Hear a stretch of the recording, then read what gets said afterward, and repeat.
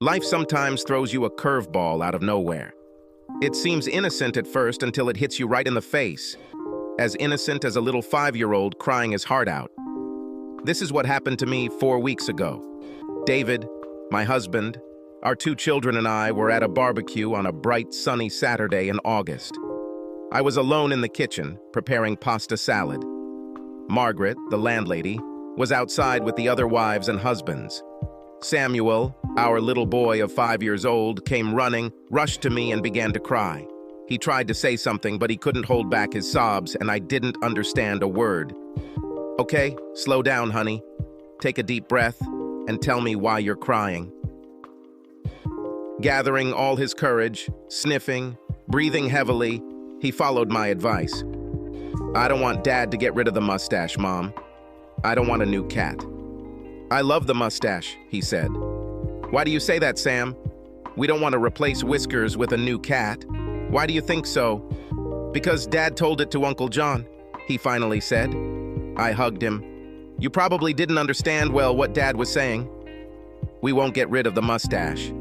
Now, Sam, forget about it and go back outside to play with the other children, I reassured Sam. Sam looked at me. Are you sure, Mom? Will we keep the mustache? Yes, I'm sure. Clearly relieved, he ran outside. Well, that was strange. Whiskers is my old 15-year-old cat. I had it before I even met David. My name is Sheila Roberts, formerly O'Brien. I met David 10 years ago. He was 25 years old and I was 23.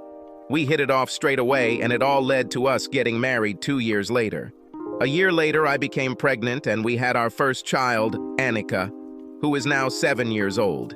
2 years later, I gave birth to Samuel. I know the mustache is nearing its end. He's a little blind now and has a hard time holding his litter, but he's still very lively and eating well. David and I discussed this topic several times and even began to prepare the children for the fact that he did not have many years to live, but we were far from making a decision. I will, of course, talk to him about this. It wasn't until we left the barbecue and headed home that I remembered what Samuel had said. Dear, why did you say that you want to get rid of the cat and get a new one? It really traumatized Samuel, I said. For a split second, a strange expression appeared on David's face. Surprise, shock. I wasn't sure. He looked at Samuel in the back seat. I didn't say anything like that. Let's talk about this later, when the kids go to bed, he finally answered. Well, when we got home, I had to wake up Samuel, who was very tired and in a bad mood. Bath time was a real struggle, as it often is between kids and me. David and I were exhausted too, and soon we went to bed, and I forgot about Mustache. And then a week ago, it was our turn to host our friends for a barbecue. I was in the kitchen when I really needed to go to the bathroom. The window was open, letting in fresh air as well as all the noise from the backyard. I could clearly hear John talking to David, even if I couldn't see them from the bathroom. "Oh, you sneaky bastard," said John. "I didn't think you had the guts to bring a new pussy into the house while your wife was away." "Shut up, John. You're going to get me into trouble. If Sheila ever finds out, I'm dead," David replied. "So everything is ready for the long Labor Day weekend, when she takes the kids to see Mom and Dad." "John," I said, "shut the fuck up." "Okay, cunning dog." I was in a daze. I tried to sit on the toilet, but the seat was raised and I sat properly on the toilet. I straightened up, lowered the seat, and sat there for several minutes. My world was crumbling around me. I clearly remembered what Samuel had overheard a few weeks ago, and suddenly I understood the true meaning. The old pussy was me, and he will come with a new one. I couldn't understand. I refused to understand. Our life was almost perfect. We both had jobs we loved, 2 wonderful children, a nice home, and wonderful friends. At 34, I was very pretty, and our sex life was more than satisfactory. So why did he decide to leave me for a younger woman? Why risk losing everything to try a new girl? Try as I might, I could not find anything in David's behavior that would shed any light on his dissatisfaction with me. He does everything he can to express his love for me, his joy that I am his wife, mother, and friend, and I always respond with the same love. Could I have misinterpreted what I heard? No, John is a little rough around the edges with his vocabulary. When he says pussy, he means everything below the girl's waist. My marriage is over. I started crying. There is no way I can continue living with this bastard. But how could I continue? What should I do? Should I go and confront him in front of everyone? This will not work. From what they said, it will be done over the long weekend. I needed proof of his deception. It doesn't get any easier than this. A colleague's husband works for a security agency and could install cameras in the house to catch him. Yes, that's exactly what I'll do. And then, having evidence of his deception, I will throw him out into the street and squeeze as much out of him as the court will allow. The hardest part will be living with him for the next week without letting him suspect that something is wrong. I wiped my eyes, reapplied my ruined makeup, and went outside to chat with the guests. The next week was terrible. I couldn't be very loving towards David. Every time the two-faced son of a bitch tried to be nice and loving and caring, I had to fight myself not to just wipe the fucking smile off his face. Finally, Friday came, and I went with the children to my parents. When my mother saw me, she realized that something was wrong. She insisted that I tell her what happened, guessing that it was something between me and David. An hour later, when the kids were in the basement with my dad playing Xbox on the old TV, I spilled everything to my mom and my little sister Natalie. They were as surprised as I was to learn of David's insidious behavior. No words could ease the pain I felt, but it was nice to know that I could rely on them, that I could count on them to help me. On Saturday night, Natalie invited me to come over for a drink. It was a pub with live entertainment. It would be great to just get drunk and forget that at that very moment, my future ex-husband is cheating on me with some chick. Glass of wine after glass, my mood did not improve, but the burning pain slowly disappeared. All of Natalia's friends were much younger than me, but they made pleasant and funny company, although a little wild for my taste. Now they all knew that I had family problems and tried their best to make me feel better.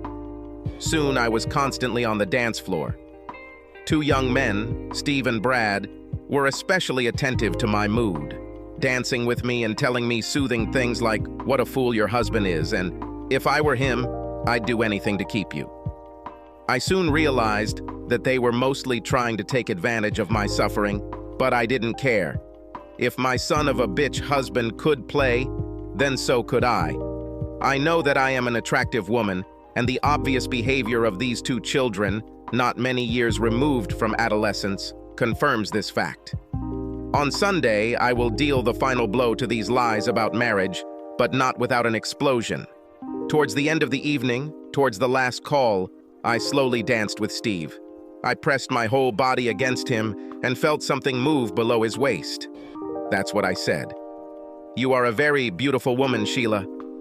I don't know yet what your husband will lose when you leave him, but I can't wait to find out tonight if you let me," Steve whispered in my ear. In the next seconds, a stream of conflicting feelings and thoughts flashed through my head. My natural reserve towards other men has been at the forefront since I met David. Two wrongs don't make it right, my mind screamed at me. Feelings ultimately triumphed over intellect. "This is the first day of my new life, and there is nothing I would like more than to have sex with you," I finally said. He reacted quickly. A few minutes later, I grabbed my purse and we left towards Steve's apartment. As soon as the door closed, we began to take off our clothes. Steve tried to take me to his bedroom, but I attacked him on the couch and we started having sex. He was younger and hotter, which made me wildly delighted. Suddenly, I heard the keys turn in the lock, and Brad appeared in the doorway. When he saw us naked on the couch, he smiled. Having closed the door, he stood and looked at us. A crazy thought came into my head, and I immediately took action. I motioned with my finger for Brad to come closer. "Boys, have you ever done this in threes?" Everyone unanimously accepted my proposal. I've never been very loud in my lovemaking, but I didn't make love. I took revenge on my traitor husband. I asked the guys to turn on the video recording on my smartphone to capture every breath, every second of my revenge, so that he could see that I took double revenge for his betrayal. Steve turned on the camera, and we began the process of revenge. Soon, Two young guys scored a goal against me, and in the morning, with a hangover, I returned to my mother's house. I went home straight after dinner my mother cooked on Sunday. I didn't call David to tell him I'd be back a day early. I didn't mind surprising him with his girl. When I parked in the garage, I was surprised to find that David's car was not there. Was he hanging out with his new girlfriend? It didn't matter. Someone from the security agency will give me all the records on Monday. Mustache was the only one who greeted us. I hope the bastard didn't leave it on all weekend. After sending the kids downstairs to the playroom, I connected my digital camera to the TV. I was ready to give David a good show. Around 10 p.m., I finally heard his car drive up to the house. The garage door was closed and all the lights were on as he had left them. I stood in the kitchen and waited for him and his girlfriend to enter. I was a little confused when I saw that he was all alone. He was carrying a cardboard box. He was completely surprised to see me. "Honey, is something wrong? Are the children sick? You weren't supposed to be back until tomorrow afternoon," David asked with a concerned look on his face. Although his anxiety was just beginning, his girlfriend will probably be here soon. "I know everything, David. I overheard your conversation with John last week. The cat is already out of the bag," I said, acid and ice mixed in my tone. He lowered his eyes, guilt written all over his face. "I'm so sorry, dear. I should have been honest with you. I don't know why I kept this a secret. I knew that after so many years together, you would feel bad about this," he said in a whisper. "But I did all this for the children, so that the shock would not be so great. Now he has me stumped. How will sex with another woman help our children cope with our divorce?" It didn't make any sense. Before I could answer, the children ran upstairs and rushed at their father so that he almost dropped the box. Suddenly, a faint meow came from the box, surprising the children and me. David carefully placed the box on the floor and opened the doors. Two small heads appeared, looking at the children. "This is for you, children," said David. "Two little cats, one for each of you." I suddenly felt sick. My stomach wanted to empty itself right here in the kitchen. David looked at me.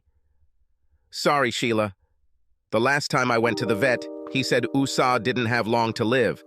Then I decided to get these two kittens to help the children cope with this."